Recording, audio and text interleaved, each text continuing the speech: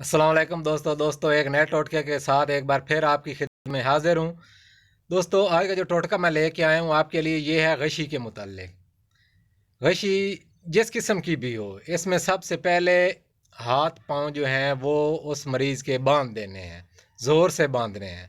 उसके बाद उसको नसवार दें। ठीक है दोस्तों।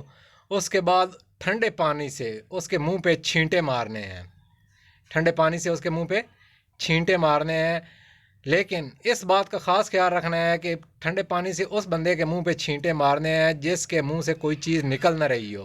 मिसाल के तौर पे गशी के दौरान अगर मरीज़ के मुंह से पानी या कोई और चीज़ जैसे झाग वगैरह होती है, अगर वो निकल रही है तो फिर उस मरीज़ के मुंह पे ठंडे पानी के छींटे बिल्कुल नहीं मारने।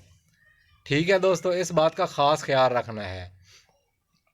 उसके अलावा ऐसे ऐसे मरीज़ को आप जो है ना वो कबाब सुंघाएं। ठीक है दोस्तों। एक और भी मसला होता है अगर किसी शख्स को फांसी दे दी गई है या कोई बंदा खुद फांसी ले लेता है या फिर जिस तरह होता है किसी बंदे को दे दी जाती है, तो उस दौरान आप उसको गशी वगैरह ना समझें कि वो कोई गशी का दौरा है या ये वो। अगर उसके मुंह से झाग निकल आई है, अगर किसी बंदे को फांसी दी गई है, तो समझें 100% वो बंदा मुर्दा हो चुका है, मर चुका है।